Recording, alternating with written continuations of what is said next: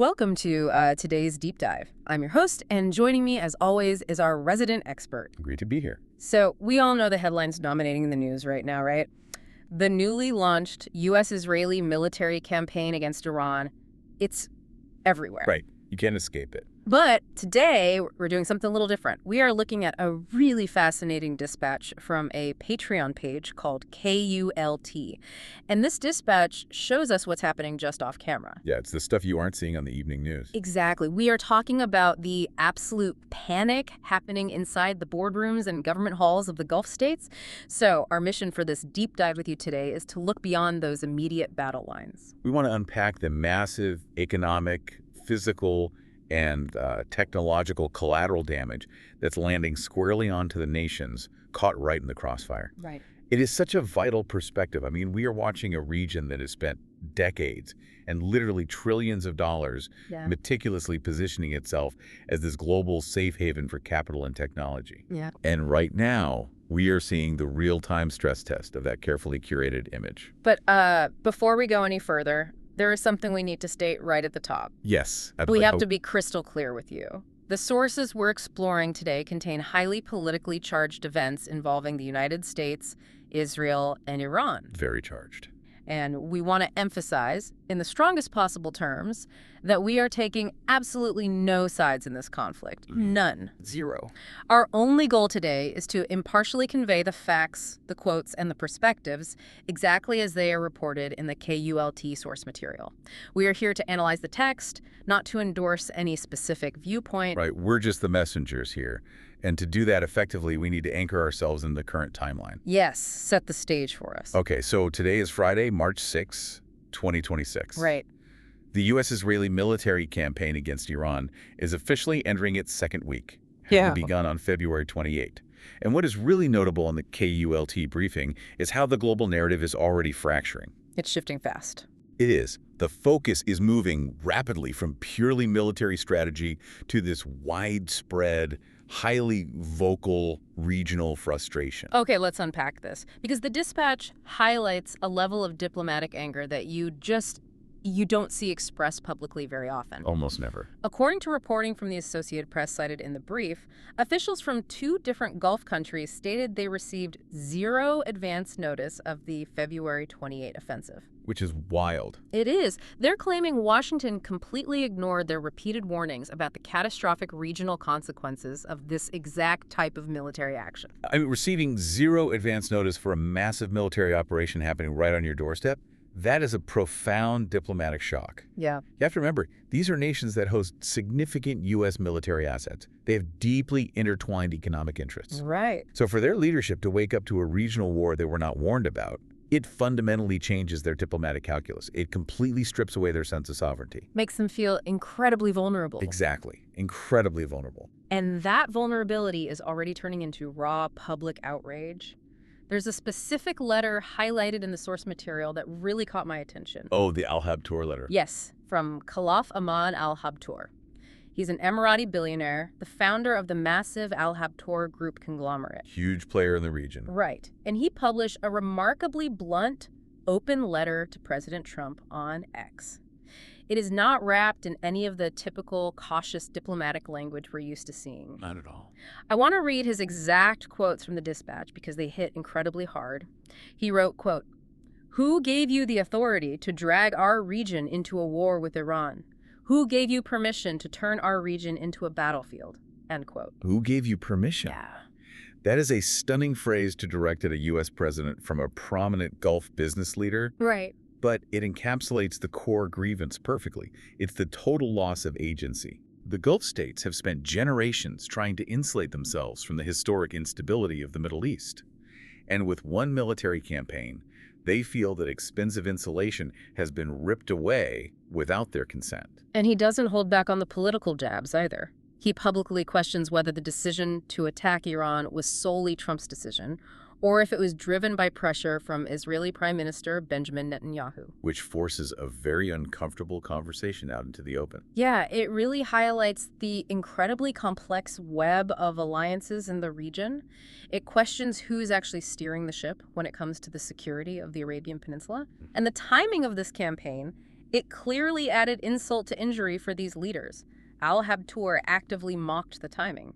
He noted that the war started before the ink was even dry on Trump's peace board initiative. Right. And the real kicker here is that the Gulf states actually helped fund that peace board initiative. It's unbelievable. You have these nations pouring immense financial resources into a project literally designed to guarantee regional peace, only to find themselves completely blindsided by a major military offensive just days later. It makes the frustration deeply understandable, but, and this is key, this is about much more than bruised diplomatic egos. Yeah.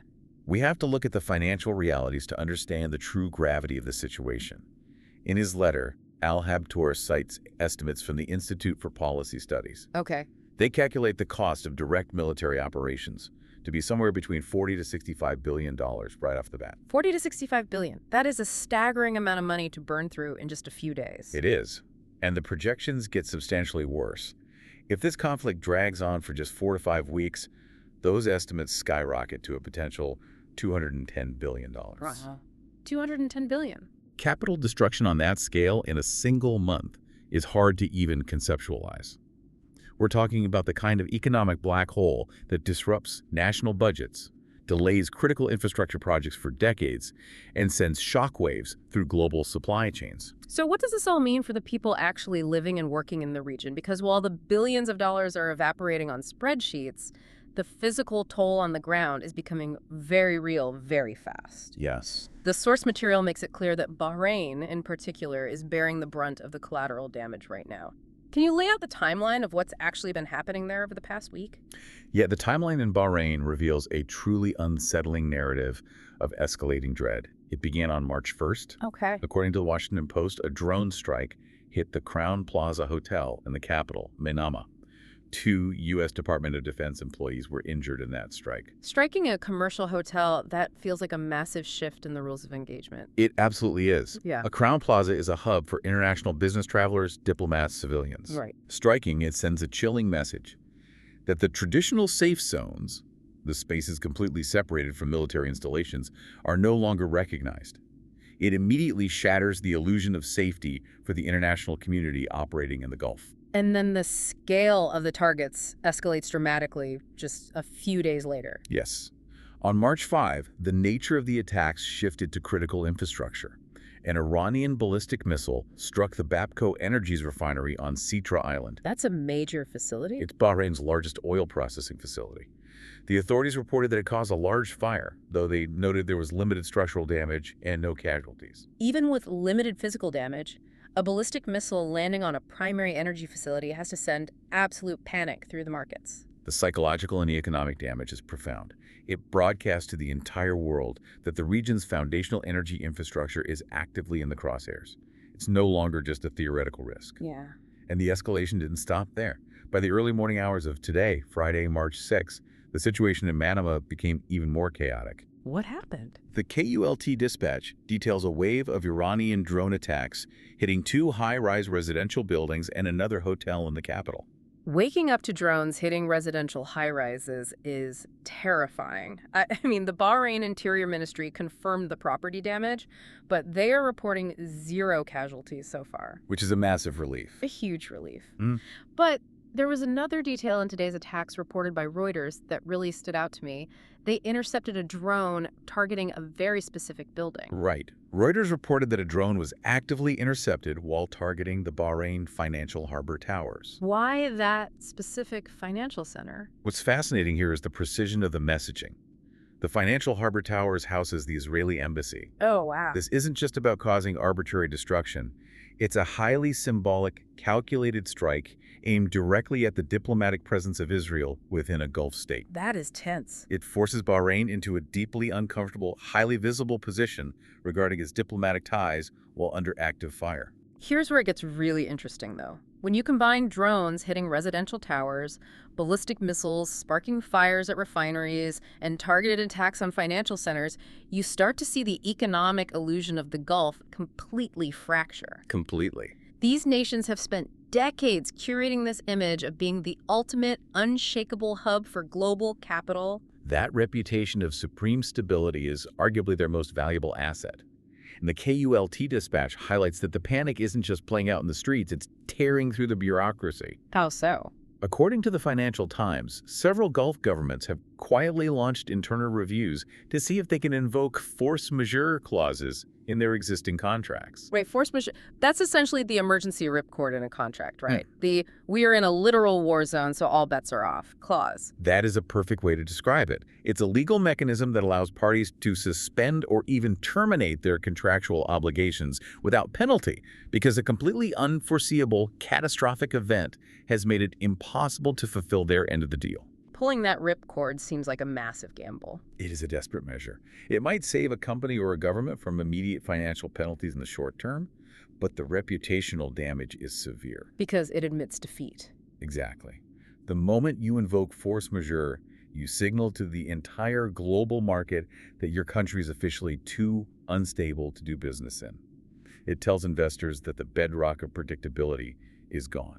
And it isn't just a theoretical legal strategy being discussed behind closed doors. The source notes that Qatar Energy has already declared force majeure on its gas and oil exports. Yes. The stated reason is disruptions in the Strait of Hormuz.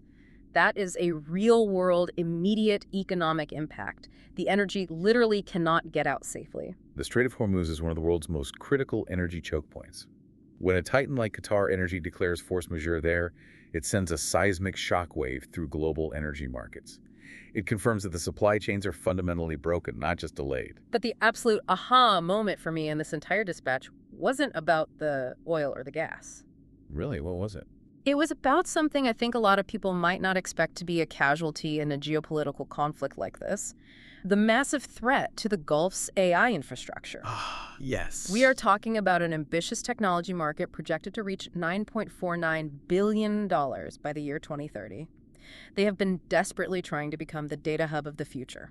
They've been executing a massive, heavily publicized pivot away from their historical reliance on oil, pouring capital into data.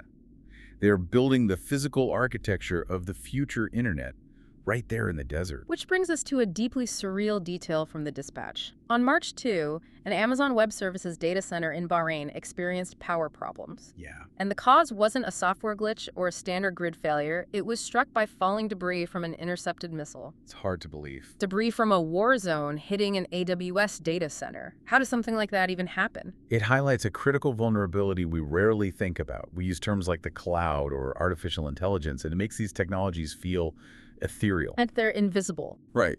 Like they are invisible networks floating safely above the physical world. But the reality is that the cloud is just thousands of incredibly loud, overheating computers sitting in massive warehouses. Yeah. They require highly sensitive cooling systems, massive amounts of uninterrupted power, and intense physical security. So a single piece of shrapnel hitting a cooling tower or a power substation can theoretically take down systems that run global logistics or financial algorithms. Exactly. And if we connect this to the bigger picture, the analysts at the Center for Strategic and International Studies, CSIS, are sounding a massive alarm about this exact vulnerability. What are they warning about specifically? CSIS is warning that regional adversaries are expanding their definition of what constitutes a valuable target. They aren't just looking at traditional military bases or tank battalions anymore. They're looking at the tech. Yes. They could actively target these massive data centers, the intense computing power systems required to support them, and the critical choke points on undersea cables. Undersea cables. We often forget that is how the internet literally travels across the globe, physically resting on the ocean floor. If an adversary wants to cripple a modern nation today, they don't necessarily need to bomb a munitions factory. They can sever its fiber optic connection to the global financial system. That's terrifying. Or they can knock out the data center hosting its government infrastructure. The Gulf's multi-billion-dollar pivot to tech was meant to secure their future, but it has inadvertently created hundreds of high-value, incredibly fragile new targets. But amidst all this panic, the shifting rules of engagement, and the warnings from intelligence analysts, the dispatch highlights this bizarre, almost contradictory moment of optimism from the corporate world. Oh, the Brookfield CEO. Yes, Connor Teskey, the CEO of Brookfield, came out and stated that the war hasn't changed their plans at all for a $20 billion data center partnership with the Qatar Investment Authority. It is a staggering contrast to the rest of the briefing.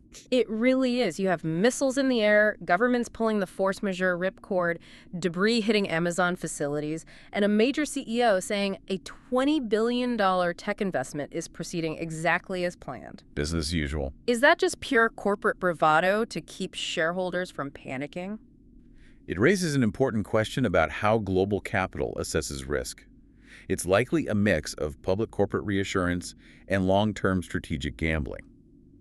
Brookfield might be betting that the conflict will be relatively short-lived. Or that it won't hit them. Exactly. They might believe that their specific facilities in Qatar will somehow remain insulated from the chaos. But that reassuring public statement stands in incredibly stark contrast to the landscape of growing, visceral uncertainty described everywhere else in the report. It feels almost disconnected from the reality on the ground, because the dispatch immediately counters that corporate optimism with a deeply somber conclusion. They quote a former U.S. ambassador to Saudi Arabia, who is now an analyst with CSIS. And their quote is chilling. They ask a simple question, what's next? And then they answer it themselves. The Gulf nations will bear the brunt of whatever that entails. Wherever that entails. Yeah. That phrase captures the terrifying unknown of this moment. When a conflict escalates this quickly and the parameters of what is considered a valid target expand daily, predictability vanishes. Yeah. It's no longer just military outposts in the desert. It's residential towers, oil refineries, and the very data centers holding the region's economic future. It is an incredible scope to wrap your head around. Think about the sheer scale of everything we have just covered from this one KULT dispatch. It's a lot. We started with an Emirati billionaire's angry open letter on social media, fundamentally questioning the authority of a superpower to wage a proxy war in their backyard. We tracked a harrowing timeline of escalating drone strikes and ballistic missiles hitting commercial hotels and energy infrastructure in Bahrain. We looked at the desperate legal maneuvers of invoking force majeure. And we ended up talking about the severe physical vulnerabilities of Amazon data centers and $20 billion AI partnerships. It's all connected. It truly showcases how a sudden geopolitical shockwave can instantly threaten not just the physical safety of millions of people, but the foundational economic and technological aspirations of an entire region. The speed of the escalation and the fragility it exposes are breathtaking. And as we wrap up our analysis of this briefing, I want you to consider a final thought on your own, something that builds on the vulnerabilities we've unpacked today. Please. Consider the physical fragility of our digital future. We are so accustomed to thinking of the cloud, global finance, and artificial intelligence as invincible abstract networks floating safely above the messy fray of geopolitics.